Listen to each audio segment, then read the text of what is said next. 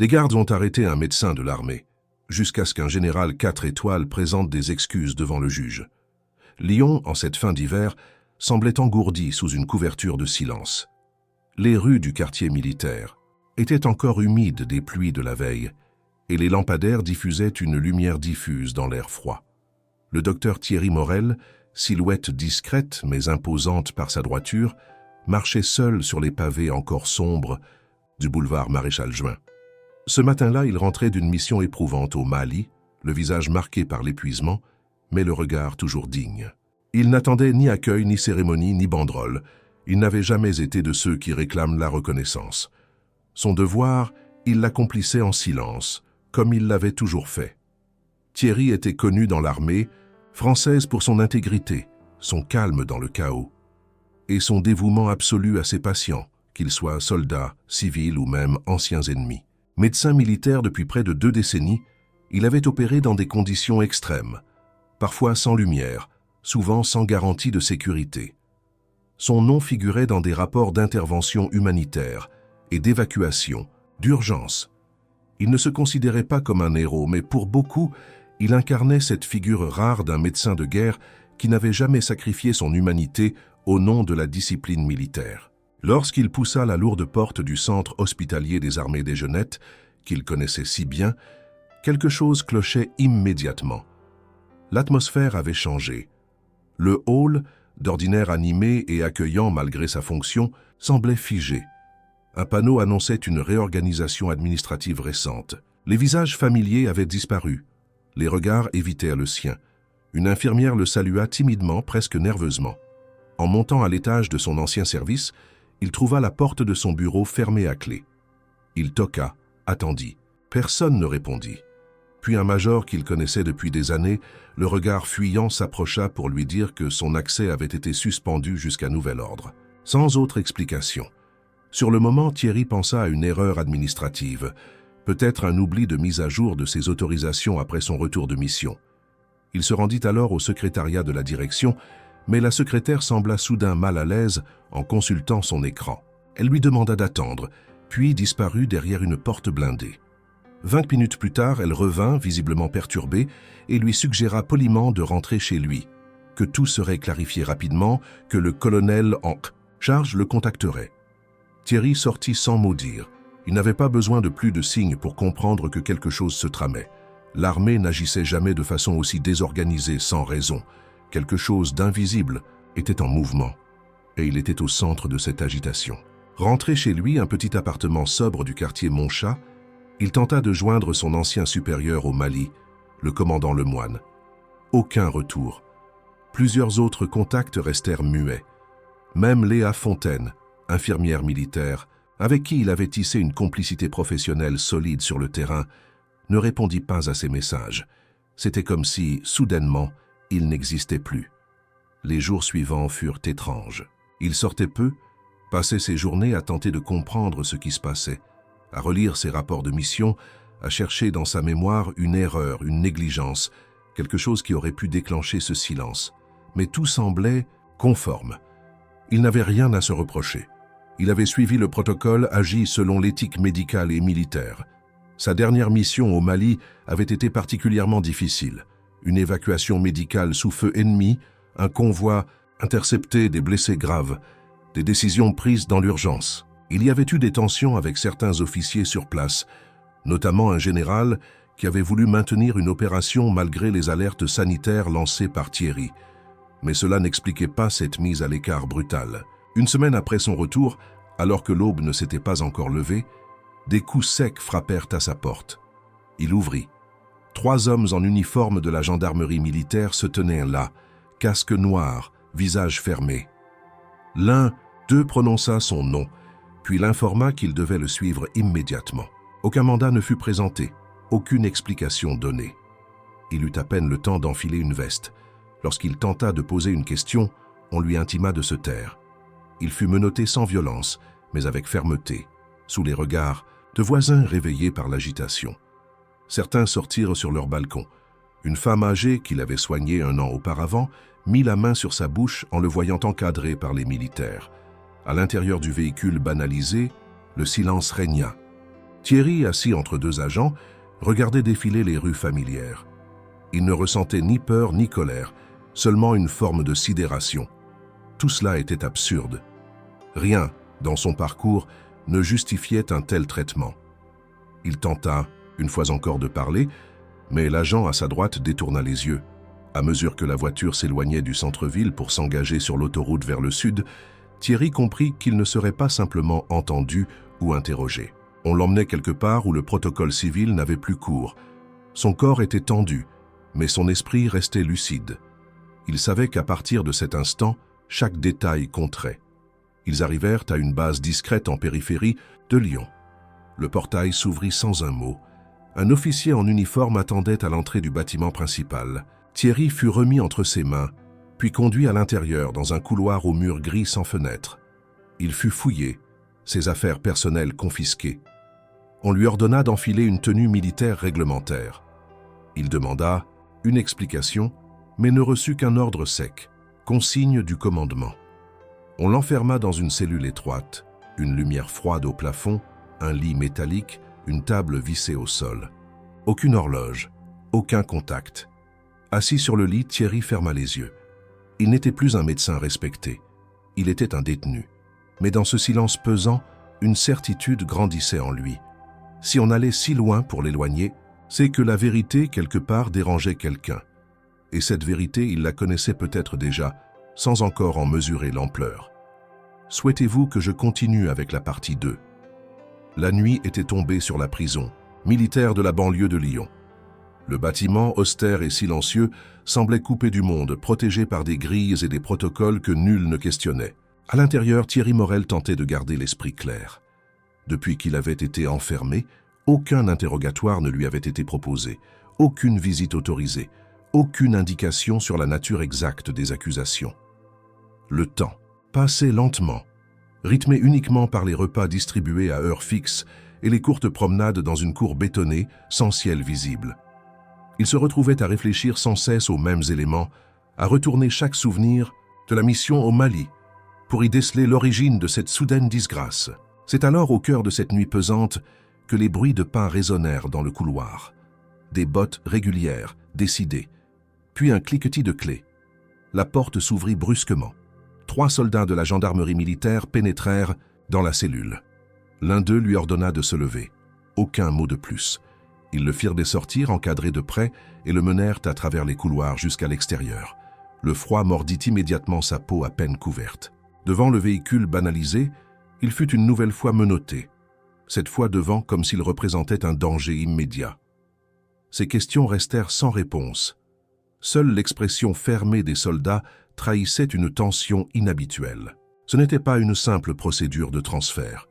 Dans la voiture, Thierry tenta de suivre le trajet, mais les vitres étaient teintées. Il ne distinguait que des formes floues, des lumières éclatantes, des ombres fugitives.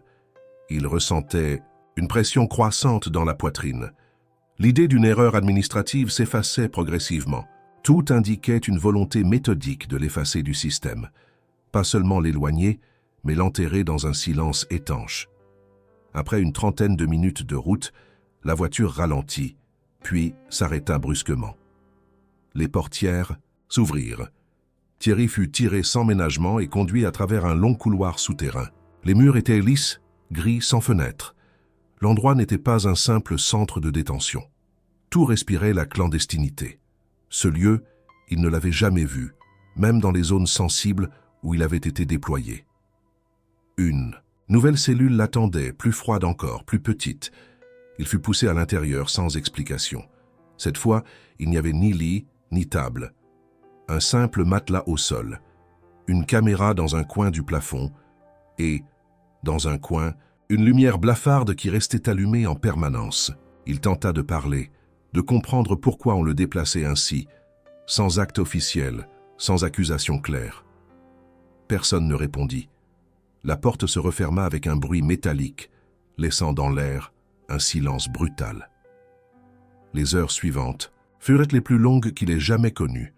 Chaque bruit devenait un signal d'alarme, chaque absence de son un rappel cruel de son isolement total. Il s'efforçait de garder la raison. Méthodiquement, il récitait des séquences médicales, des protocoles de premiers secours, pour garder son esprit actif. Mais l'angoisse, sourde, rampait sous cette activité. Il n'était plus libre. Et pire, il ne comprenait pas pourquoi. Le lendemain, ou ce qu'il supposa être le lendemain, des bruits le réveillèrent en sursaut. Un bruit de verrou. 3 autres soldats, différents de ceux de la veille, lui ordonnèrent de les suivre. Cette fois, le trajet fut court. On le mena dans une petite salle, meublée seulement d'une chaise, d'une table et d'un écran allumé. Un homme en uniforme, qu'il n'avait jamais vu auparavant, s'y trouvait déjà. Il se présenta comme un major du renseignement militaire, mais ne donna pas son nom complet. Son ton était froid, presque clinique. Il ne proposa pas de café, pas même un verre d'eau. Il parla d'une conduite jugée problématique durant la mission au Mali, de doutes sur la loyauté, d'ordres contestés, d'informations sensibles divulguées sans autorisation. Rien de précis, aucune date, aucun fait concret, juste des insinuations formulées de manière à déstabiliser. Thierry tenta de demander les détails, mais l'homme se contenta de répéter que les éléments étaient en cours d'analyse et que la justice militaire déciderait de la suite. Puis il quitta la salle, le laissant seul encore une fois. Pas de signature de document, pas de procès verbal, rien de ce qui, dans une procédure normale, encadre un interrogatoire. Le retour à la cellule se fit en silence. Thierry comprenait désormais qu'il ne s'agissait pas d'un oubli ou d'un malentendu. On l'avait ciblé délibérément. Mais pourquoi? Et surtout, par qui? Il pensait à ses anciens collègues, à ceux qu'il avait respectés, qu'il avait vus sauver, des vies au péril de la sienne. Avaient-ils été contactés, manipulés, ou bien réduits au silence comme lui? Il se rappelait Léa Fontaine, qui avait été témoin de son désaccord avec le général Delacroix sur le terrain. Elle avait été la seule à le soutenir. Lorsque celui-ci avait refusé d'évacuer à temps une unité contaminée par une épidémie de fièvre hémorragique. Était-elle encore en poste? Avait-elle parlé? Ce soir-là, pour la première fois, Thierry sentit la peur l'envahir, pas celle de mourir, mais celle d'être effacé, broyé par une machine qu'il ne comprenait pas. Une machination qui semblait dépasser même les règles de l'institution militaire. Il était clair qu'on ne cherchait pas seulement à le faire taire. On cherchait à le faire disparaître dans l'ombre des procédures internes, là où personne ne pose de questions. La nuit passa, longue, sans sommeil. Thierry resta assis, le dos contre le mur, les yeux fixés sur la lumière blanche du plafond. Son esprit analysait, recomposait, cherchait un fil. Et il revoyait les visages de ses patients, les cris dans les hélicoptères, les ordres hurlés dans les radios. Un moment en particulier lui revint, celui où il avait insisté pour interrompre l'opération, celui où il avait dit calmement mais fermement qu'il refusait d'envoyer des hommes dans une zone où le virus circulait sans contrôle. Ce moment précis, il le savait désormais, était le début de sa chute, parce qu'il avait osé dire non, parce qu'il avait placé la vie humaine au-dessus d'un objectif politique ou militaire. Ce matin-là, lorsqu'un nouveau garde lui apporta une ration froide, Thierry ne toucha pas à la nourriture. Il regarda l'homme dans les yeux. Ce dernier détourna immédiatement le regard, mal à l'aise. Ce n'était pas un bourreau, c'était un exécutant. Quelqu'un qui, lui aussi, savait peut-être que quelque chose clochait. C'était un détail, une faiblesse dans l'armure.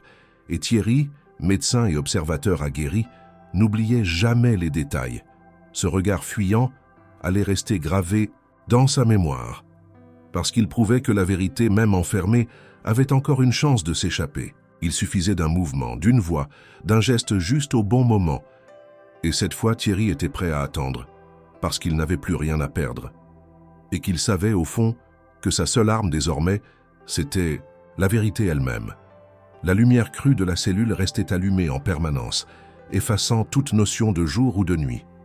Thierry ne savait plus depuis combien de temps il était enfermé. Les repas déposés au sol, sans un mot, devenaient les seuls repères temporels. Il les comptait mentalement, tentant de maintenir une forme de logique. 9 plateaux, peut-être 10, assez pour supposer qu'il était là depuis au moins 3 jours, mais sans certitude. Ce flou n'était pas accidentel. Il faisait partie du processus, un lent effritement de l'équilibre mental, un isolement calculé pour créer la confusion. Thierry le savait. Il avait vu ces méthodes dans d'autres pays, dans d'autres contextes. Il ne s'attendait simplement pas à les vivre ici, en France, au cœur de l'institution qu'il avait servi fidèlement. Enfin, au matin, ou ce qu'il supposait être le matin, un garde entra, l'ordonna de se lever, de suivre. Il fut conduit dans une salle d'interrogatoire plus formelle que la précédente. 2 hommes en uniforme s'y trouvaient. L'un portait les insignes d'un lieutenant-colonel de la direction de la sécurité militaire. L'autre ne dit pas un mot, se contentant de prendre des notes sur une tablette. Sur la table, un dossier épais mais fermé. L'homme qui parlait avait la voix mesurée, presque administrative. Il ne leva jamais les yeux de ses papiers. « Docteur Thierry Morel, vous êtes ici dans le cadre d'une enquête pour conduite incompatible avec le code militaire. » La phrase tomba comme un couperet sans nuance. Thierry ouvrit la bouche, mais l'homme poursuivit sans lui laisser le temps de répondre. « Plusieurs éléments laissent supposer que vous avez, durant votre dernière mission au Mali, agi de manière à compromettre une opération de l'armée française. Vos décisions médicales auraient pu mettre en danger la sécurité de l'unité. » Le médecin resta immobile. Ce qu'il venait d'entendre n'avait aucun fondement, aucune base concrète. Il tenta de demander plus de précision, des faits, des dates, des noms, mais on lui opposa un refus catégorique. Les détails sont classifiés à ce stade. Le silence s'étira. L'accusateur ajouta « une insubordination en zone de conflit, une désobéissance à des ordres directs, une possible transmission d'informations sensibles à des tiers. » Chaque mot était lâché avec la lenteur d'un métronome, une mécanique sans émotion. Thierry sentit la colère monter, contenue par des années de discipline. Il se redressa légèrement sur sa chaise. Il avait servi dans des zones de guerre, opéré sous le feu, pris des décisions vitales sans jamais faillir à son devoir. Il n'avait jamais transmis d'informations à personne. Et quant à l'insubordination, il n'avait fait qu'exercer son devoir de médecin. Sauver des vies, refuser de condamner des soldats à une mort inutile sous prétexte de maintien d'une opération jugée prioritaire par un haut gradé éloigné du terrain. Il tenta de formuler une réponse calme, mais ferme. Il expliqua les conditions dans lesquelles il avait pris certaines décisions médicales, toujours selon les règlements, et les urgences de terrain. Il rappela les situations extrêmes, les alertes sanitaires ignorées, l'impossibilité de continuer sans compromettre les blessés et l'ensemble de l'unité. Mais l'homme en face de lui restait impassible, presque indifférent, comme s'il récitait un script écrit d'avance, un scénario où les faits n'avaient plus d'importance. Après 1 heure d'échange unilatéral, on le reconduisit à sa cellule. Aucun document ne lui fut remis. Aucune date de jugement n'était prévue. Il n'était pas officiellement inculpé, mais pas libre non plus. Il flottait dans une zone grise, à la merci de décisions invisibles. Enfermement administratif, sans avocat, sans droit de réponse réelle. C'était là le cœur du piège. Et ce piège était en train de se refermer sur lui, lentement mais sûrement. Les heures suivantes furent occupées à repasser en revue, mentalement, chaque étape de sa dernière mission. Il se rappelait l'arrivée sur le terrain, les premiers rapports d'épidémie, les tensions entre les services logistiques et médicaux, les réunions où il avait exposé ses doutes. Il revoyait le visage fermé du général Delacroix, l'agacement, lorsqu'il avait été mis en garde contre les conséquences sanitaires. Mais jamais, jamais, il n'avait désobéi. Il avait protesté, oui. Il avait insisté, mais toujours dans les formes, toujours selon le devoir. C'est alors qu'une pensée l'effleura. Et si cette accusation n'était qu'un écran? Un rideau de fumée destiné à cacher autre chose, quelque chose de plus grave, un dysfonctionnement, un ordre illégal, une manipulation de données? Et si, par ces questions, ces rapports médicaux, il avait mis en lumière une décision que certains auraient préféré garder dans l'ombre? Il n'avait aucune preuve, seulement des intuitions. Mais celle-ci se précisait. Il pensa de nouveau à Léa Fontaine. Elle avait vu, elle aussi. Elle avait pris part aux discussions, elle avait aidé à organiser l'évacuation. Elle savait que Thierry n'avait rien fait d'illégal. Peut-être même possédait-elle des documents, des copies, des extraits de rapports, si elle était encore libre, si elle n'avait pas été réduite au silence. Thierry n'avait plus accès à rien, ni téléphone, ni ordinateur, ni courrier, mais il commença à construire dans sa tête un plan. Il devait consigner tout ce qu'il savait, tout ce qu'il soupçonnait, dans l'ordre exact, pour que, si un jour quelqu'un accédait à son récit, il puisse comprendre. Chaque détail, chaque nom, chaque date. Il répéta les séquences dans sa tête, jusqu'à ce qu'elles deviennent familières, jusqu'à ce qu'il puisse les réciter les yeux fermés. La cellule était glaciale, l'humidité suintait des murs. Mais il resta éveillé toute la nuit. Pas par peur cette fois, mais par volonté. Il ne laisserait pas son histoire être réécrite par d'autres. Même enfermé, même privé de tout droit, il restait médecin. Et il savait que la vérité avait une structure, une logique. Il suffisait de la mettre en ordre, de la garder vivante. Alors, peut-être, elle finirait par être entendue. Les jours avaient perdu toute consistance. Le temps semblait s'écraser, dans les angles vides de la cellule, ne laissant à Thierry que le battement sourd de son propre cœur comme seul repère rythmique. Il ne savait plus depuis combien de temps il était là. Peut-être une semaine, peut-être davantage. Aucun calendrier, aucune horloge, aucun contact humain prolongé. Les visages changeaient, les gardes ne parlaient pas, et lorsqu'ils entraient, c'était toujours pour exécuter un ordre bref, nourrir, escorter, enfermer. Thierry n'était plus un homme, encore moins un médecin. Il était une ombre sous surveillance. Ses tentatives de communication avec l'extérieur restaient vaines. À chaque demande d'avocat, on lui répondait que la procédure interne militaire suivait son cours. Lorsqu'il évoquait un droit de défense, on lui opposait la classification de son dossier. Aucun message ne lui était transmis. Aucun appel n'était autorisé. Son nom, semblait-il, avait été effacé.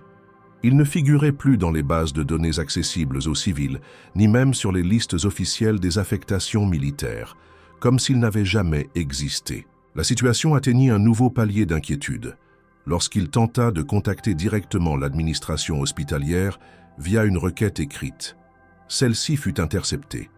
Il n'en entendit jamais parler à nouveau. Le lendemain, un officier entra sans un mot et confisqua ses effets personnels. Livres, carnets, même son stylo. Lorsqu'il demanda la raison, on lui rétorqua froidement que les règles de sécurité avaient été renforcées. Ce fut là le dernier échange verbal qu'il eut pendant plusieurs jours. L'étau se resserrait méthodiquement. Ce qui le frappa le plus, ce n'était pas l'enfermement physique, mais l'effacement systématique de son existence dans le système. Plus de dossier médical consultable, plus de traces de ses états de service, plus de contact avec ses anciens collègues. Même les messages qu'il avait envoyés à Léa, avant son arrestation, avaient disparu de ses appareils. Il les avait mémorisés mot à mot, mais il ne pouvait plus en prouver l'existence.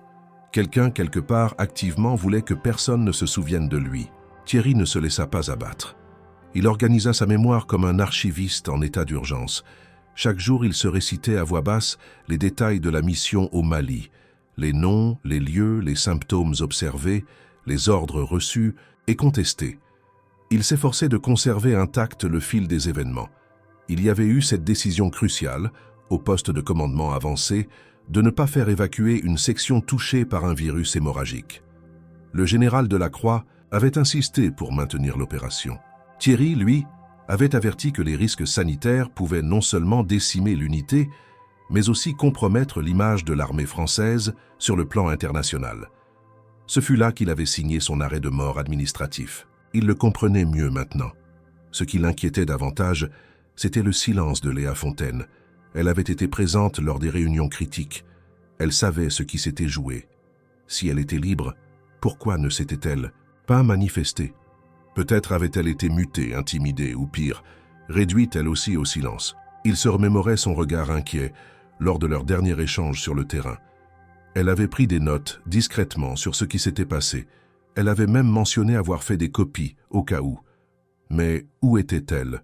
Et avait-elle eu le temps de les transmettre à quelqu'un? Les jours passaient, mais la tension ne retombait jamais. Thierry savait que ce type d'enfermement visait l'épuisement moral. Il ne devait pas céder. Il dormait peu mais s'efforçait de maintenir une discipline. Des exercices physiques rudimentaires, des séquences de méditation mentale. Il se récitait chaque jour le serment d'Hippocrate, comme un acte de résistance intérieure. Cela lui rappelait pourquoi il avait choisi cette voie, pourquoi il avait pris le risque de contester un ordre, pourquoi il tenait à rester debout. Puis vint un moment particulièrement troublant. Alors qu'il était en train d'effectuer ses étirements, un garde entra sans prévenir et déposa un petit sachet en plastique contenant des effets qu'il ne reconnaissait pas immédiatement. Lorsqu'il s'en approcha, il découvrit, caché sous un vêtement usé, un morceau de papier plié à plusieurs reprises. Un billet manuscrit. L'écriture était tremblante, Mais il l'a reconnue aussitôt. C'était Léa. 3 lignes à peine. Ne fais confiance à personne. Des documents existent. Ils savent que tu as parlé. Tiens bon. Ce mot, minuscule et fragile, fut comme un éclair dans l'obscurité. Il confirmait ses soupçons. Tout était orchestré. Il n'était pas le seul à avoir vu, à avoir compris. Et surtout, il n'était pas seul à vouloir faire éclater la vérité. Quelque part, malgré le silence, une résistance existait. Elle était discrète, menacée, mais elle n'était pas morte. Il serra le papier dans sa main avant de le cacher dans une fissure entre 2 briques de la cellule. Ce geste lui redonna de la force. Il savait désormais qu'il devait tenir. Le silence autour de lui n'était pas complet. Il y avait des failles. Et dans ces failles, la vérité pouvait s'infiltrer. Mais le danger était plus grand qu'il ne l'avait imaginé. Si l'institution militaire avait mobilisé un tel arsenal pour le faire disparaître, c'est que ce qu'il savait avait le pouvoir de bouleverser bien plus qu'une simple hiérarchie. Peut-être un scandale d'État, peut-être des morts dissimulées, peut-être une opération entière fondée sur le mensonge. Thierry se redressa. Il n'était plus question de survie seulement. Il s'agissait de justice. Et il savait, à cet instant précis, que tant qu'il resterait vivant, il deviendrait un problème pour ceux qui avaient choisi le silence. Le combat ne faisait que commencer. Le matin se leva sans lumière, comme si même le soleil refusait d'éclairer le lieu où Thierry Morel était détenu. La cellule était imprégnée d'une humidité constante, presque organique, qui semblait s'accrocher aux os. Chaque inspiration lui rappelait qu'il n'était pas seulement enfermé. Il était maintenu dans un état d'oubli, un isolement que seule la mort semblait pouvoir briser. Pourtant, quelque chose avait changé depuis la réception du billet. De Léa. Ce morceau de papier griffonné, glissé clandestinement dans ses effets, résonnait dans son esprit avec une intensité brûlante. Il ne s'agissait plus seulement d'attendre ou de survivre. Il fallait agir, comprendre, assembler les morceaux d'un puzzle dont il ne possédait encore que les contours les plus flous. Le jour suivant, à une heure qu'il ne parvenait plus à identifier, la porte de la cellule s'ouvrit dans un silence tendu. Un garde entra, le visage fermé, accompagné d'un officier de grade intermédiaire qu'il ne connaissait pas. L'homme, visiblement mal à l'aise, lui annonça d'un ton neutre qu'un visiteur civil avait reçu l'autorisation exceptionnelle de le voir, mais que l'entretien serait limité à 10 minutes sous surveillance. Thierry sentit immédiatement que quelque chose n'était pas conforme. Aucun visiteur n'était censé être autorisé, encore moins un civil, dans un centre de détention classifié. Ce que cela signifiait, en revanche, il ne pouvait encore le deviner. Escorté par 2 soldats silencieux, il fut conduit dans une salle qu'il ne connaissait pas. Petite, aux murs couverts de panneaux acoustiques, une table au centre, 2 chaises, une caméra discrète dans un coin. De l'autre côté de la table, elle était là, Léa Fontaine, vivante, présente, les cheveux attachés, l'uniforme impeccable, le regard inquiet mais déterminé. Elle se leva à peine en le voyant entrer, comme si chaque mouvement pouvait être interprété. Thierry, malgré l'émotion, resta figé. Il comprit qu'elle aussi était en danger, qu'elle prenait un risque immense simplement en étant là. Pas de gestes brusques, pas de mots inutiles, murmura-t-elle à peine. Puis, à voix basse, elle ajouta « J'ai 3 minutes, écoute-moi bien ». Elle sortit de sa poche un petit carnet noir, à moitié déchiré, et glissa une feuille, pliée en 4 sous la table, vers lui. « C'est un extrait d'un rapport que tu as rédigé, mais que l'état-major a modifié avant archivage. Ils ont supprimé la partie où tu décrivais les symptômes avancés des soldats contaminés et la recommandation d'évacuation immédiate. C'est là que tout a basculé. » Thierry ouvrit légèrement la feuille, lisant rapidement les premières lignes. C'était bien son style, ces mots, mais amputés, tronqués, réécrits. À la place de ces alertes précises, le texte parlait d'une évaluation préliminaire et de symptômes non confirmés. Il sentit une bouffée de rage monter. Ils avaient manipulé les documents pour le désigner comme responsable d'un échec opérationnel alors qu'il avait tenté de sauver des vies. Ce n'était plus seulement une dissimulation, c'était une construction de mensonges organisée depuis le sommet. Léa reprit, toujours aussi discrète, « Je ne suis pas seule. D'autres ont vu ce que tu as vu, mais ils ont peur. Certains ont été mutés à l'étranger, d'autres mis au silence comme toi. Il faut que tu survives, que tu continues à tout noter. » quelqu'un finira par écouter. Avant de se lever, elle glissa une dernière phrase, cette fois sans détour. Le général Delacroix est derrière tout ça. Il a donné les ordres. Il a refusé l'évacuation. Il ne pouvait pas se permettre une opération interrompue pour raisons médicales. Il avait des invités internationaux à bord. Puis, sans un mot de plus, elle disparut. De retour dans sa cellule, le papier serré contre sa peau, Thierry sentit une forme de clarté naître dans le chaos. Il n'était pas fou, ni paranoïaque. On avait délibérément effacé sa voix pour couvrir des intérêts politiques, peut-être diplomatiques. La présence d'observateurs internationaux expliquait la pression. Une évacuation pour cause sanitaire aurait fait éclater au grand jour la situation dramatique sur le terrain. Le général avait donc préféré sacrifier quelques hommes, effacer des données et faire taire ceux qui s'y opposaient. Avec cette pièce entre ses mains, Thierry possédait enfin un fragment concret à opposer à l'oubli. Il savait que les jours suivants seraient cruciaux. Si les autorités militaires découvraient qu'il détenait un document non autorisé, sa situation pourrait empirer. Il décida donc de le cacher soigneusement, dans une cavité qu'il avait repérée dans un coin du mur humide. En parallèle, il mémorisa le contenu du rapport ligne par ligne, s'assurant de pouvoir le restituer intégralement en cas de confiscation. Les jours suivants se déroulèrent dans un silence encore plus pesant. Aucun autre visiteur, aucun mot de la direction. Mais quelque chose avait changé. Les gardes évitaient désormais son regard. L'un d'eux, en déposant un repas, laissa tomber accidentellement ou volontairement une fiche d'inventaire. Elle ne contenait rien de compromettant, mais confirmait un détail. Le nom de Thierry avait été réintégré dans un système de gestion. Un changement subtil, mais qui pouvait indiquer une faille. Quelqu'un, peut-être Léa ou quelqu'un d'autre, avait commencé à bouger dans l'ombre. Thierry passa ses nuits à reconstruire le fil des événements.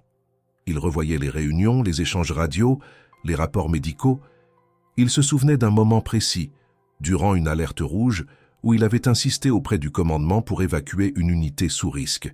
Delacroix, ce jour-là, avait rétorqué que la mission primait sur les états d'âme humanitaires.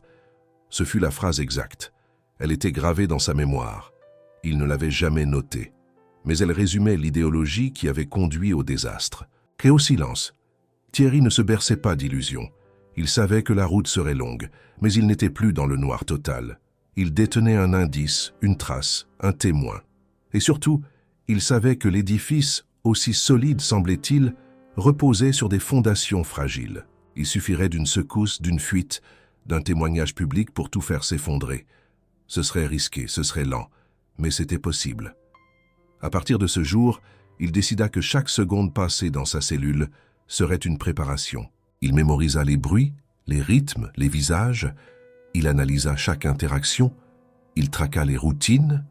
Il allait tenir. Et quand le moment viendrait, il serait prêt, parce qu'il avait une vérité à porter.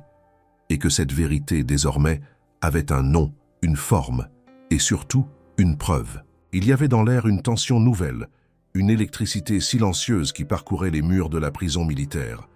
Thierry le ressentit dès les premières secondes suivant son réveil. Le rythme habituel de la routine carcérale avait été perturbé. Les pas dans le couloir étaient plus nombreux, les ordres plus secs, les regards plus fuyants encore que d'ordinaire. Quelque chose avait changé, et il le perçut avec la même acuité que celle qu'il utilisait jadis pour détecter les premiers signes d'infection sur un champ de bataille. Cette fois, la menace n'était pas biologique, mais hiérarchique. Elle portait un uniforme impeccable et un regard sans émotion. Elle s'appelait Colonel Bastien Dumas. Le nouveau commandant du centre de détention avait été nommé sans annonce officielle. Il arriva un matin, accompagné d'une escorte silencieuse, son nom à peine murmuré par les rares soldats assez téméraires pour évoquer sa réputation. On disait de lui qu'il ne connaissait que l'obéissance, qu'il appliquait les ordres sans état d'âme, sans poser de questions, et que sous sa direction, la règle remplaçait la loi. Son dossier disciplinaire était vierge, mais son nom revenait régulièrement dans les discussions officieuses sur des opérations controversées où les dérapages avaient été couverts sous des couches de procédures internes. Dès son arrivée, les conditions de détention de Thierry furent modifiées. Les sorties dans la cour furent suspendues, les rations alimentaires diminuées, les visites médicales supprimées. Même les rares échanges avec les gardiens furent remplacés par des silences pesants. L'un d'eux, qui auparavant osait, encore lui adresser un mot bref, avait été remplacé par un soldat au regard vide, formé à ignorer les prisonniers. Le régime d'isolement s'était durci à un point tel qu'il ne lui restait plus rien d'autre que ses pensées et les murs humides de sa cellule. Mais le changement le plus inquiétant survint lorsqu'un soir, la porte de sa cellule s'ouvrit pour laisser passer le colonel Dumas lui-même. Il entra seul, sans escorte, se tenant droit, les mains croisées dans le dos, les bottes luisantes. Il observa Thierry quelques secondes sans parler, comme s'il évaluait un objet d'étude. Puis il s'approcha lentement, s'arrêta à 1 mètre à peine. Sa voix, quand elle s'éleva, était posée, presque douce. « Vous êtes le docteur Morel. On m'a beaucoup parlé de vous. » Il ne souriait pas. Il ne clignait presque pas des yeux. Il ressemblait davantage à une machine qu'à un homme. Thierry ne répondit pas immédiatement. Il soutint le regard du colonel, refusant de baisser les yeux. Dumas poursuivit. « Ce que vous avez fait au Mali a mis en danger la mission. Vous avez remis en question une chaîne de commandement en situation opérationnelle. Vous avez insisté sur des considérations médicales alors que la priorité était stratégique. Vous comprenez pourquoi vous êtes ici. » Cette fois encore, Thierry se tut. Il savait que ce discours n'était pas destiné à entamer un dialogue. C'était une mise en garde, une menace voilée. Dumas n'attendait pas de réponse. Il voulait l'écraser par la présence seule. Avant de quitter la cellule, le colonel laissa tomber un dossier sur le lit. « Ce sont les rapports que nous avons compilés sur votre comportement. Vous verrez que tout est conforme. Vos plaintes ne seront pas traitées. Votre isolement est justifié. » Il sortit sans se retourner. La porte se referma dans un claquement sec. Thierry ouvrit le dossier avec précaution. Il y trouva une série de documents, majoritairement rédigés dans un langage administratif froid, accusateur. Des extraits de ses rapports médicaux, amputés de leur contexte. Des courriels isolés, sortis de leur fil. Des témoignages anonymes, attribuant à ses décisions la perte de plusieurs hommes lors de l'évacuation incomplète. Rien n'était complètement faux, mais tout avait été réécrit pour servir une conclusion préfabriquée. Le récit d'un homme instable, émotif, refusant d'obéir en pleine crise. Ce soir-là, pour la première fois, Thierry sentit son esprit vaciller. Il comprit que ce qu'il affrontait dépassait les limites d'une simple machination. C'était une guerre interne, un affrontement contre une structure entière prête à détruire un individu pour préserver son récit. Le colonel Dumas était le bras armé de cette volonté d'oubli. Il n'était pas celui qui avait donné les ordres au Mali, mais il était celui chargé de faire taire ceux qui posaient les mauvaises questions. Thierry comprit aussi que ses ressources s'amenuisaient. Léa était en danger, les autres témoins, potentiels dispersés, et lui-même enfermé dans un silence légalement blindé. Mais une idée s'imposa à lui, crue, tranchante. S'ils faisaient tout cela, c'est qu'ils avaient peur. Peur que la vérité sorte, peur que les failles s'élargissent, et cette peur, il pouvait s'en servir. Il décida alors de tout noter en secret. Il créa un système de mémoire interne, une structure mentale rigoureuse. Il attribua des couleurs imaginaires à chaque événement, des sons à chaque lieu, des mouvements à chaque date. Il transforma ses souvenirs en une cartographie mnésique, un codex vivant qu'aucun garde ne pourrait confisquer.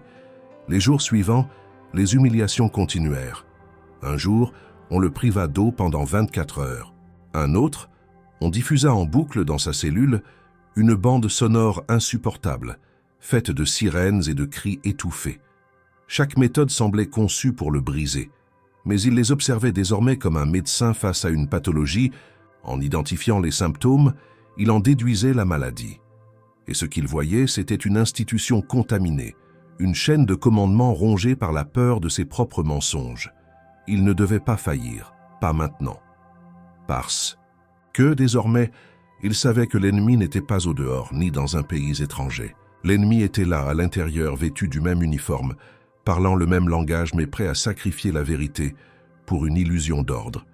Et face à cet ennemi, il n'avait que sa mémoire, sa détermination et cette fragile ligne écrite par une alliée silencieuse. Cela devait suffire. Il en ferait une arme, parce que l'heure viendrait. Et ce jour-là, il ne tremblerait pas. Les jours qui suivirent à l'intervention du colonel Dumas furent marqués par une tension constante. Thierry, pourtant habitué à la discipline rigoureuse et à l'isolement, sentait que l'étau se resserrait. Les pressions mentales, les humiliations quotidiennes et les privations ciblées n'étaient plus de simples mesures punitives. Elles étaient conçues pour l'user, effacer sa volonté et transformer un esprit résistant en une coquille vide. Pourtant, quelque chose en lui persistait, s'obstinait, refusait de céder. Ce n'était pas de l'orgueil, c'était la conscience aiguë de porter une vérité que d'autres voulaient enterrer. Et c'était cette vérité qui, paradoxalement, lui donnait la force de rester debout. Un matin, après une nuit sans sommeil, Thierry fut brusquement extrait de sa cellule par 2 gardes. Contrairement aux habitudes, ils ne le menèrent pas à une salle d'interrogatoire, mais vers une pièce vide, aux murs tapissés de miroirs sans teint. Là, un homme en civil, inconnu, l'attendait. Il se présenta sommairement comme appartenant à une unité de coordination interne. Il parla d'une possibilité de collaboration, d'un règlement discret du dossier, d'une réintégration conditionnelle au sein du corps médical militaire. Il suggéra, à mots couverts, que s'il acceptait de signer un document, reconnaissant ses erreurs de jugement, tout pourrait s'arranger. L'homme évita de mentionner Delacroix ou même la mission au Mali. Il n'était là que pour tester sa résistance. Thierry, sans hausser la voix, répondit que toute reconnaissance d'une faute inexistante reviendrait à trahir non seulement sa conscience, mais aussi les soldats morts par négligence. Il refusa de signer. L'homme ne répondit pas, se leva et quitta la pièce sans un mot de plus. Le message était clair, il n'y aurait pas de sortie facile. Et en refusant la reddition, Thierry venait de se désigner une nouvelle fois comme cible prioritaire. Ce même jour, de retour dans sa cellule, il trouva, caché sous son matelas, un nouveau fragment de feuille, plié minutieusement. L'écriture de Léa reconnaissable entre toutes. Cette fois, elle ne contenait que quelques phrases, mais elles furent suffisantes pour raviver l'espoir. J'ai commencé à compiler les données de la mission. D'autres médecins m'ont rejoint. Ce que tu avais signalé est confirmé. On a trouvé les transmissions radio originelles. Protège ta mémoire, on avance. Ce billet, discret et périlleusement introduit, fut pour Thierry une renaissance. Il n'était plus seul. Il y avait, quelque part hors de ses murs, une main, tendue, une volonté d'agir. Et cette volonté ne reposait pas sur un seul témoignage, mais sur des preuves croisées, des documents oubliés, des fragments de vérité récupérés à travers les fissures du système. Cela signifiait que la résistance n'était plus un acte individuel, mais un réseau embryonnaire, une force discrète mais réelle. À partir de ce moment, Thierry décida de structurer méthodiquement son récit. Dans son esprit, il créa un journal mental, une chronologie détaillée de tous les événements survenus durant la mission au Mali. Il y plaça les dates, les symptômes, les ordres reçus et donnés, les décisions prises sous pression, les débats entre les médecins et les officiers. Il mémorisa les numéros d'enregistrement des rapports, les noms des patients, les horaires des transmissions radio. Chaque détail devenait un pilier de vérité. Il réécrivait la mission dans sa mémoire, ligne par ligne, afin qu'aucune déformation ne puisse effacer les faits. Il identifia aussi les points de rupture, ce jour où il avait été convoqué par Delacroix pour justifier son refus de poursuivre une intervention en zone contaminée. Il se rappelait la salle étroite du camp avancé, la voix dure du général, les cartes tactiques déployées sur la table, les conseillers silencieux alignés le long du mur. Il avait expliqué calmement les risques sanitaires, évoqué les premiers décès, alerté sur la virulence du virus détecté. Delacroix l'avait interrompu, lui avait parlé de pression diplomatique, de fenêtres médiatiques, de résultats à livrer. La science avait été écartée au profit de la stratégie.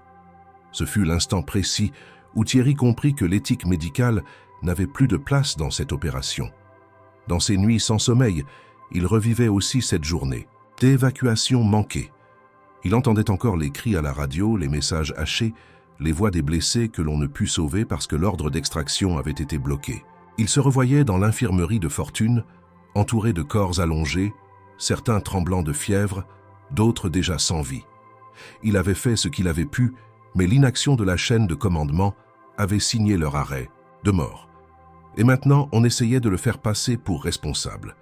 Pour transformer ce fardeau en résistance, Thierry imagina un système de symboles, des couleurs pour les événements, des sons pour les lieux, des chiffres pour les noms. Il bâtit une structure mnémotechnique complexe, inspiré des méthodes utilisées par certains agents de renseignement. À chaque nouvelle journée, il enrichissait cette cartographie mentale, afin de pouvoir un jour la restituer sans erreur, devant une cour, un journaliste ou même une caméra. Le colonel Dumas, de son côté, ne relâchait pas la pression. Les inspections nocturnes devenaient plus fréquentes. La cellule était fouillée aléatoirement, les matelas retournés, les murs inspectés. Mais jamais ils ne trouvèrent les billets de Léa, que Thierry avait appris à dissimuler dans des cavités minuscules, disjointes des murs. Jamais ils ne décelèrent l'ampleur de ce qu'il reconstruisait, silencieusement, dans sa tête. Sa force était justement là, dans ce que personne ne pouvait lui prendre. Chaque humiliation, chaque tentative de l'affaiblir devenait une pierre de plus à son édifice intérieur. Il ne cherchait plus la libération immédiate. Il visait l'éclatement de la vérité, la restauration d'un récit honnête sur ce qui s'était passé au Mali. Et il savait que le système, dans sa brutalité, laissait toujours des traces. Il suffirait qu'un témoignage coïncide avec un document, qu'un enregistrement oublié refasse surface, qu'un soldat rongé par le remords décide enfin de parler. Ces fissures existaient, et Léa les exploitait. Thierry comprit alors que la résistance n'était pas seulement une réaction, mais une construction, une stratégie lente, patiente, méthodique. Et tant qu'il tiendrait, tant qu'il garderait en vie la mémoire des faits, alors l'effort de le faire taire serait vain. Parce que l'oubli, pour fonctionner, exige la disparition totale du témoin. Et lui, vivant, pensant, résistant, était devenu l'incarnation même du refus d'oublier. L'aube se leva sur la prison militaire dans un silence si absolu qu'il semblait étouffer jusqu'aux pensées. Ce matin-là, Thierry sentit immédiatement que quelque chose avait changé. Les sons de la routine carcérale, les pas des gardes, le cliquetis des clés, les brefs échanges de consignes étaient plus espacés, plus discrets. Les murs de sa cellule, pourtant immobiles, semblaient se refermer un peu plus sur lui. Quelque chose dans la mécanique de l'oppression venait de basculer. La pression, déjà immense, s'apprêtait à franchir un nouveau seuil. Il n'eut pas besoin de longues observations pour en deviner la cause. Il savait. Dans les heures qui suivirent, son quotidien fut brutalement réorganisé. La minuscule routine qu'il avait su préserver, une forme d'ancrage mental, fut méthodiquement démantelée. Les repas arrivèrent à des horaires irréguliers, parfois espacés de plus de 12 heures, parfois en double, sans explication. Les lumières de sa cellule restèrent allumées en permanence pendant 2 jours, puis furent coupées pendant 24 heures entières. Il n'eut plus aucun contact visuel avec un autre être humain. On évitait même les regards. Les gardes portèrent des casques à visière noire, comme pour effacer toute humanité dans l'exécution des ordres. Le signal fut donné lorsque, un après-midi, 2 hommes en uniforme entrèrent sans prévenir et exigèrent qu'il les suive. Ils ne lui parlèrent pas. Ils l'escortèrent jusqu'à une salle d'interrogatoire vide, sans table, sans chaise. Là, il fut forcé de se tenir debout contre un mur, bras levés, pendant une durée indéterminée. Ce n'était pas une séance de questions. C'était une démonstration de force, une manière de lui rappeler qu'il n'était qu'un pion. Au bout de plusieurs heures, ses muscles tétanisés, on le reconduisit dans sa cellule. Aucune explication ne fut donnée, mais le moment décisif survint quelques jours plus tard. Lorsqu'il retourna dans sa cellule, après une inspection brutale, il découvrit que le petit carnet de feuilles dissimulé, les fragments que Léa lui avait transmis, avaient disparu. Il fouilla chaque interstice, chaque fissure, chaque cavité où il avait appris à cacher les éléments. Tout avait été vidé. Ce ne pouvait pas être une fouille ordinaire. Quelqu'un avait trouvé, quelqu'un savait exactement quoi chercher. Et ce quelqu'un avait agi sans lui laisser de traces. Ce fut une déchirure profonde. Ces fragments étaient ses seuls liens tangibles avec l'extérieur, avec la vérité. Et maintenant, même cela lui était arraché. Thierry sentit la morsure de la peur s'infiltrer à nouveau. Une peur différente, plus vaste, plus intime. Non pas la peur de mourir, mais celle d'être effacé, d'être privé du droit de témoigner. Il comprit que le système, après avoir échoué à le briser par la force, avait décidé de le neutraliser par l'effacement. Il n'avait pas besoin de le tuer. Il leur suffisait de le rendre insignifiant, invisible, déconnecté du monde. Et le plus terrifiant, c'était qu'il savait comment faire. Le silence n'était pas seulement une arme, c'était un outil administratif, stratégique, implacable. Dans les jours suivants, il tenta à plusieurs reprises de demander Un nouvel entretien avec un avocat. Il envoya 3 requêtes écrites, toutes restées sans réponse.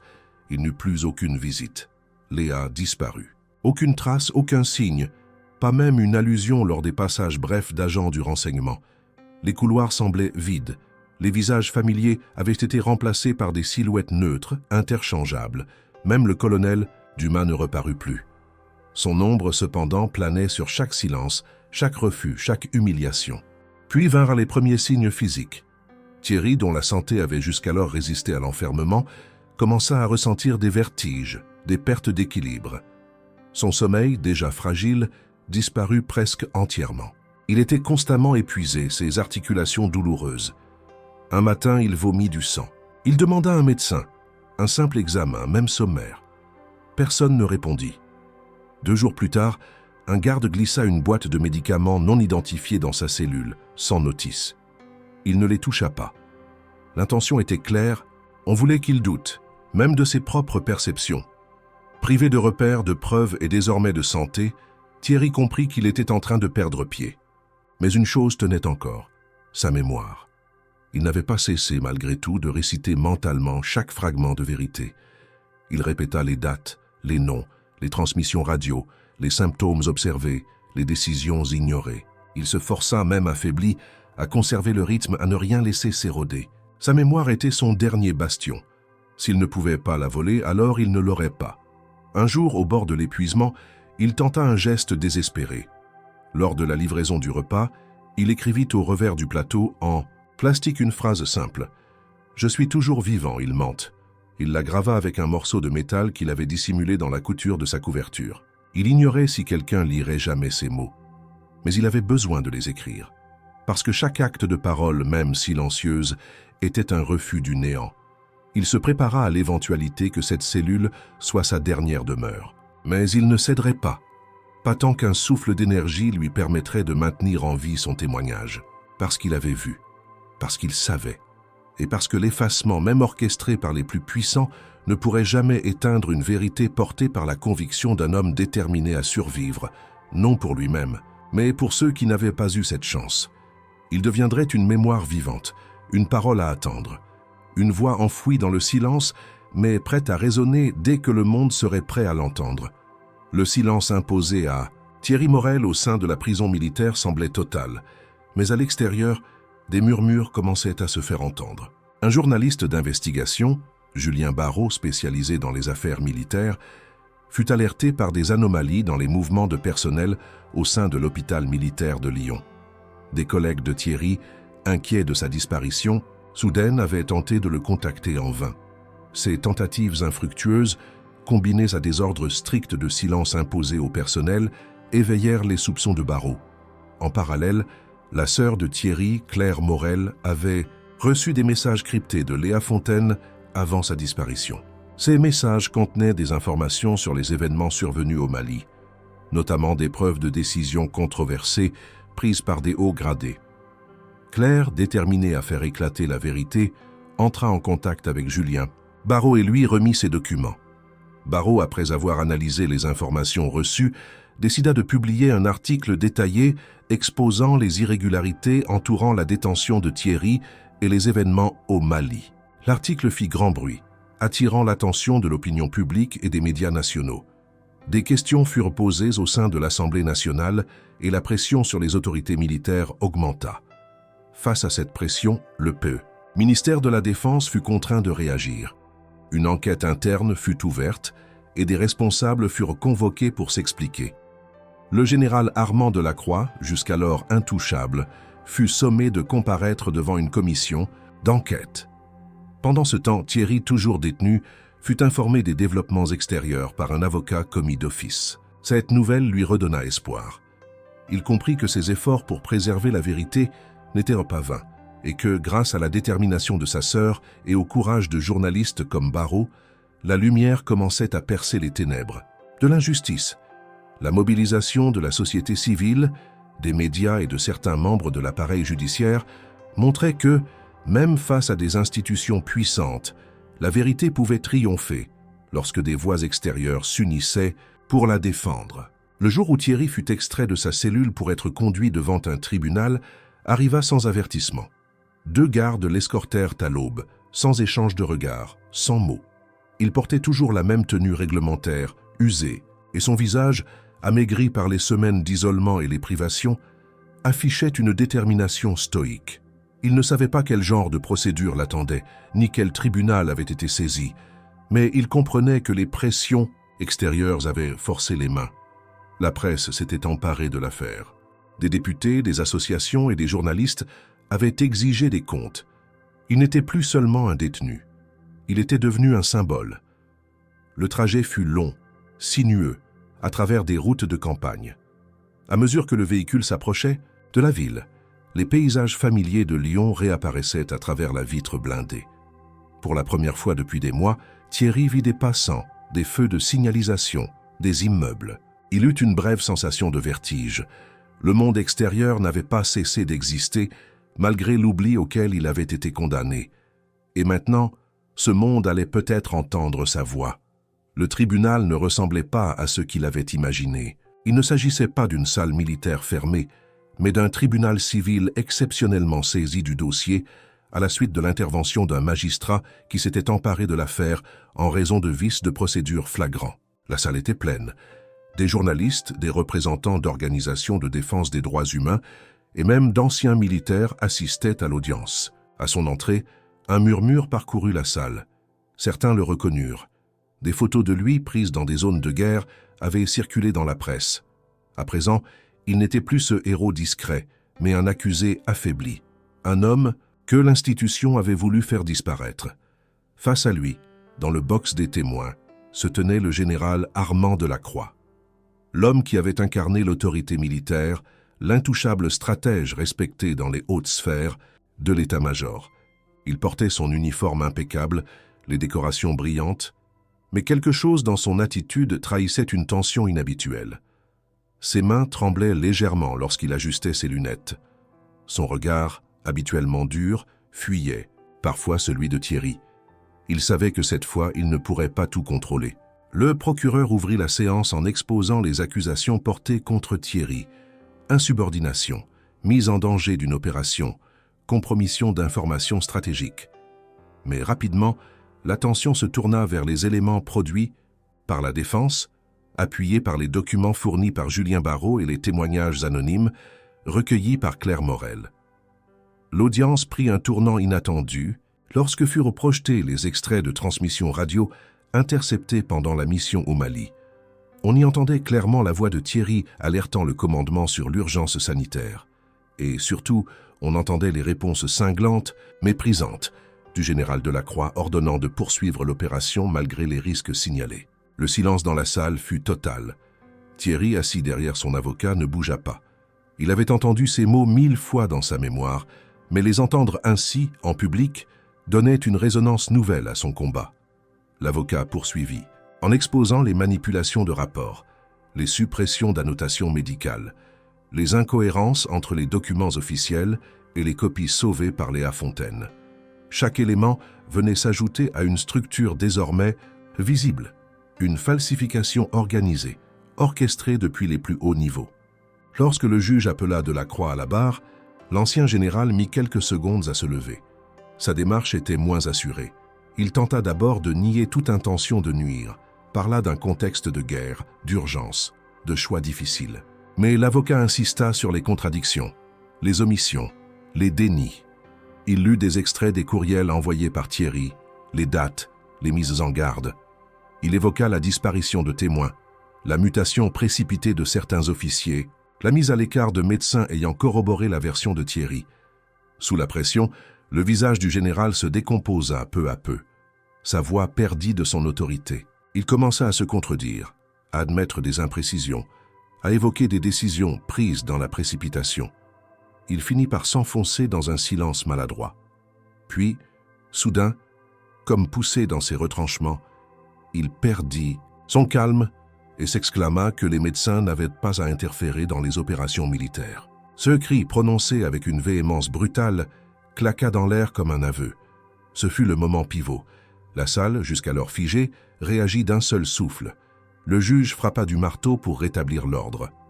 L'avocat de Thierry s'avança alors et conclut « Ce que nous avons entendu n'est pas la voix d'un chef de guerre, mais celle d'un homme qui a trahi le serment d'honneur au profit d'une stratégie politique. Thierry Morel a été puni pour avoir fait ce que l'éthique lui imposait, sauver des vies.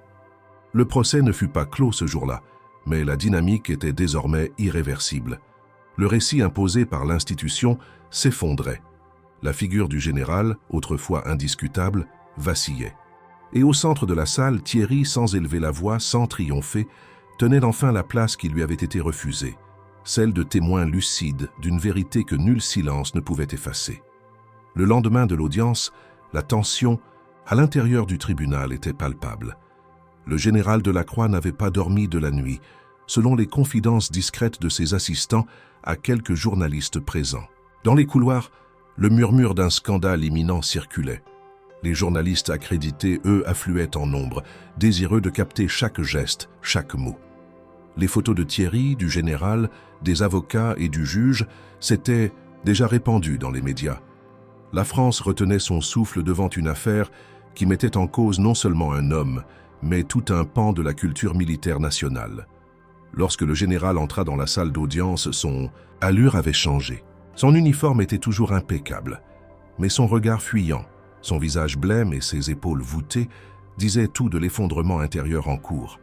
Il semblait plus petit, plus fragile. Ce n'était plus l'officier fier qui, la veille, avait tenté d'imposer la version officielle. C'était un homme qui avait vu la machine se retourner contre lui. Les débats reprirent avec l'audition d'un ancien opérateur radio, aujourd'hui démobilisé, ayant accepté de témoigner anonymement. Grâce à une modification de procédure exceptionnelle, son témoignage fut entendu à huis clos, mais retranscrit immédiatement dans le procès-verbal. Ce témoin confirma que les messages d'alerte médicale avaient bien été transmis en temps réel, enregistrés et archivés. Il affirma que plusieurs d'entre eux avaient été effacés après la mission par un ordre direct venu de la cellule de commandement. Il évoqua même la panique d'un colonel, le soir même de l'échec de l'évacuation, qui parlait d'un risque médiatique catastrophique si la vérité sortait. La défense présenta ensuite une pièce maîtresse, une bande audio, retrouvée dans une ancienne base de données, récupérée par un expert informatique collaborant avec l'équipe de Julien Barrot. On y entendait distinctement le général Delacroix ordonner de passer outre les recommandations médicales pour préserver l'image de la France face aux délégations étrangères. La phrase précise, tranchante, ne laissait aucune place à l'interprétation. Ce n'était pas une erreur, c'était une décision froide, politique, prise en pleine connaissance des conséquences sanitaires. Lorsque la bande fut diffusée, dans la salle d'audience, un silence de plomb s'abattit. Le juge suspendit l'audience pendant 20 minutes. Les représentants de la presse sortirent dans le couloir pour transmettre en urgence les informations à leur rédaction. L'image du général Delacroix venait de se fissurer irrémédiablement. À son retour, le tribunal convoqua le général pour une nouvelle audition. Delacroix, cette fois, n'avait plus de défense crédible. Il tenta bien, dans un premier temps, de contester l'authenticité de la bande, mais l'expert qui l'avait vérifié démontra, point par point, son origine, son intégrité numérique et sa conformité temporelle. Confronté à l'accumulation de preuves, à la pression de l'opinion publique, aux regards accusateurs de la salle, il céda.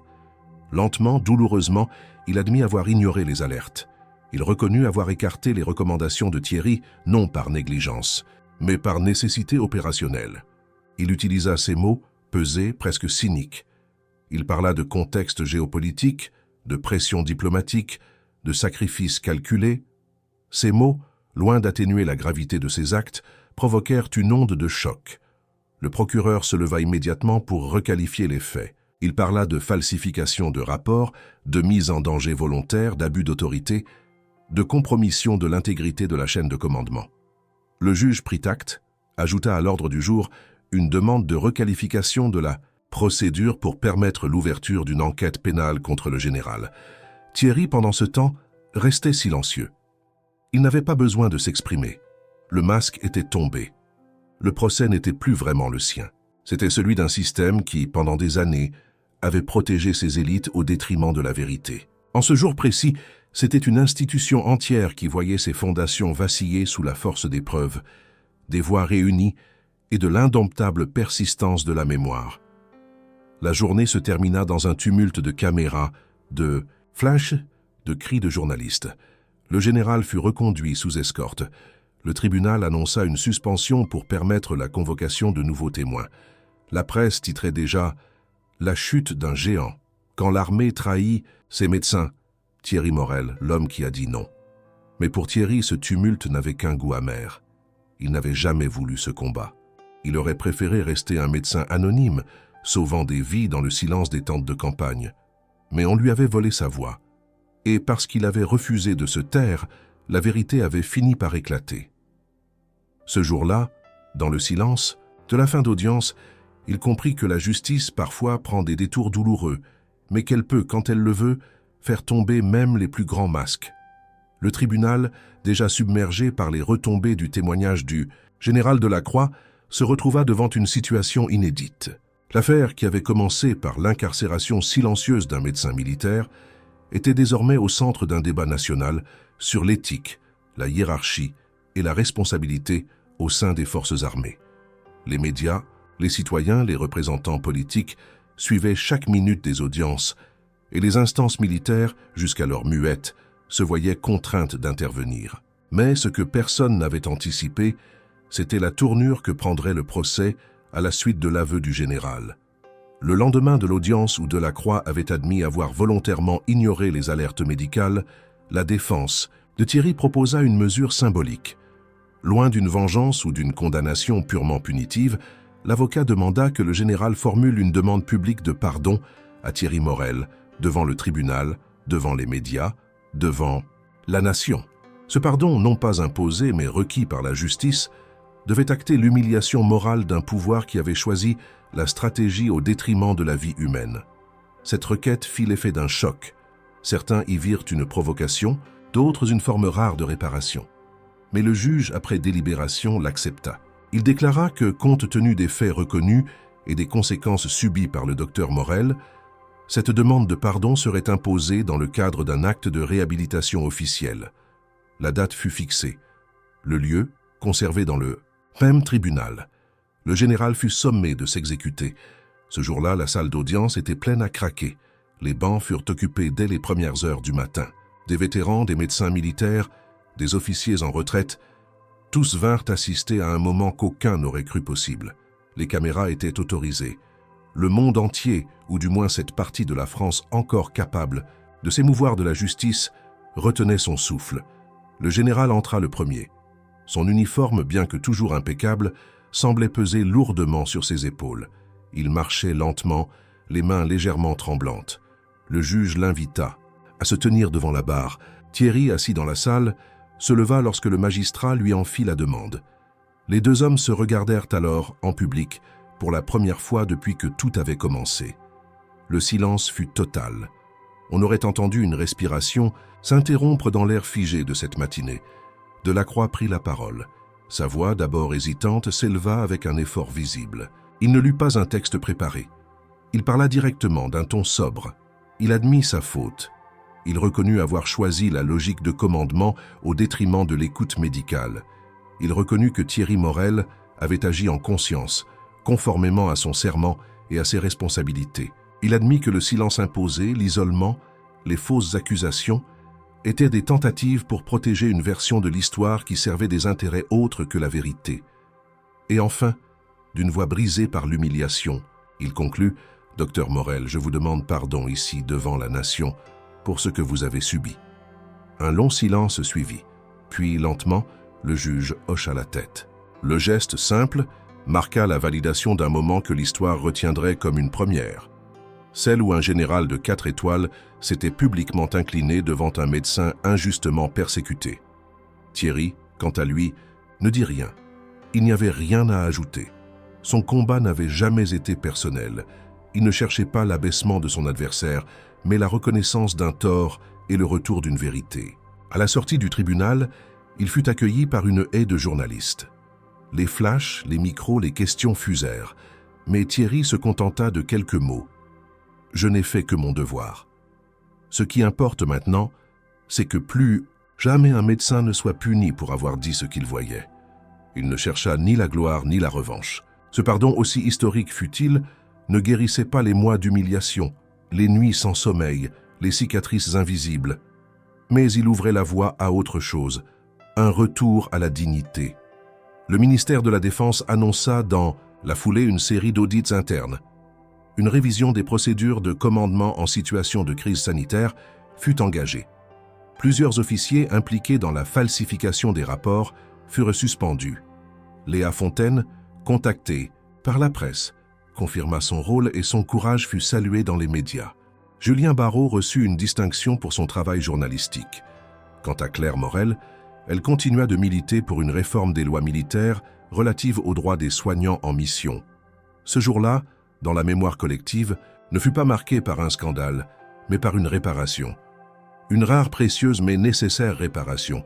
Une promesse peut-être que dans les moments les plus sombres, il existe encore des lumières capables de percer les murs du silence. Et qu'un seul homme, même enfermé, même calomnié, peut faire plier les plus hautes sphères de pouvoir tant qu'il refuse de renoncer à la vérité. Lorsque Thierry Morel sortit enfin de l'enceinte judiciaire, il n'y eut pas d'ovation, ni de bruit de trompette. Le silence qui accompagna ses premiers pas dehors avait une densité particulière, presque sacrée. Il n'était plus un prisonnier, plus un accusé, mais il n'était pas non plus celui qu'il avait été. Le monde qu'il avait quitté des mois plus tôt ne l'attendait pas comme il l'avait laissé. Il en était revenu transformé, marqué à jamais, non par une blessure physique, mais par un effondrement intérieur qu'aucun tribunal ne pouvait réparer.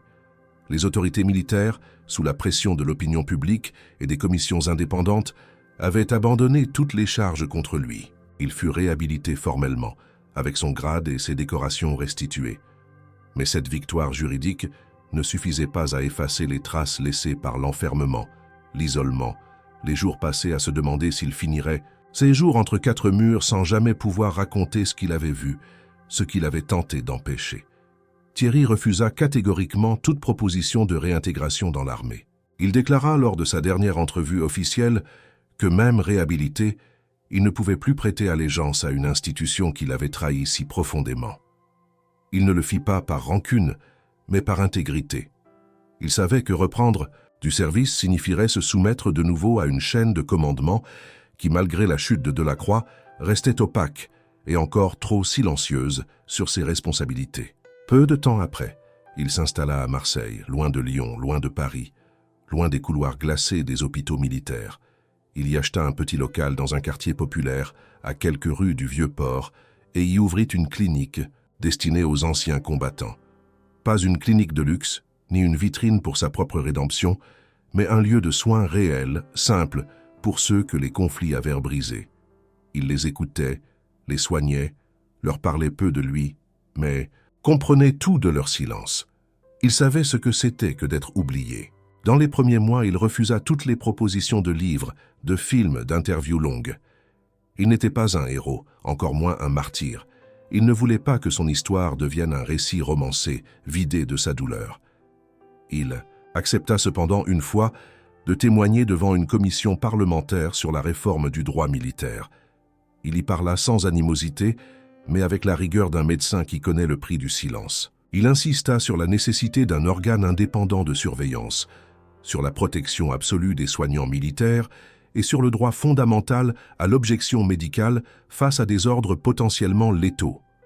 Léa Fontaine, après plusieurs mois en retraite volontaire, le rejoignit à Marseille. Ensemble, ils reconstruisirent un environnement de travail où la parole avait un sens, où les décisions médicales étaient prises dans la transparence et l'écoute. Ils n'évoquaient que rarement les événements du Mali, non par peur, mais parce que le passé, une fois reconnu et compris, n'a plus besoin d'être ressassé.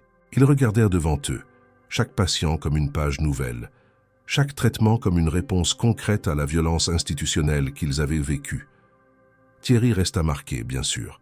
Il ne dormait plus que par intermittence. Et certaines nuits, les bruits de portes métalliques ou les reflets de lumière sur les murs le ramenaient brutalement à sa cellule. Mais il n'en faisait pas une pathologie. Il vivait avec, comme on vit avec une cicatrice. Elle est là, elle rappelle, mais elle ne domine pas. Et surtout, elle n'empêche pas d'avancer. Les années suivantes virent plusieurs réformes être adoptées, en partie grâce à la pression citoyenne générée par son affaire. Le nom de Thierry fut cité dans les débats, parfois même proposé pour des distinctions. Il déclina toutes celles qui vinrent de l'armée. Il accepta en revanche une médaille civile de la Ligue des droits de l'homme qu'il reçut en silence, la main posée sur le dossier d'un vétéran venu se faire soigner ce jour-là. Il ne retourna jamais à Lyon, non par rejet, mais parce qu'il savait que certaines blessures guérissent mieux loin de leurs origines. La ville lui avait pris une part de sa liberté, mais lui avait aussi révélé ce dont il était capable quand il n'avait plus rien à perdre. Thierry Morel ne fut jamais une figure publique au sens médiatique, mais dans les milieux de la santé militaire, de la justice et de la médecine humanitaire, son nom devint un repère, une référence de ce que signifie résister avec calme, ne pas céder même face à l'injustice organisée. Il avait prouvé que la vérité, même enfouie, même trahie, peut survivre à la prison, aux manipulations et revenir en pleine lumière. Mais il avait aussi prouvé qu'aucune vérité ne vient sans coup. Son histoire se termina sans grand éclat, sans discours, sans triomphe. Elle se termina dans une salle blanche, auprès d'un ancien soldat afghan blessé, à qui il posait un pansement en silence. Et dans ce geste, infiniment simple, infiniment humain, il y avait tout. La mémoire de ceux qu'il n'avait pas pu sauver, la dignité retrouvée, et cette certitude que, même brisé, un homme peut reconstruire un sens à sa propre vie.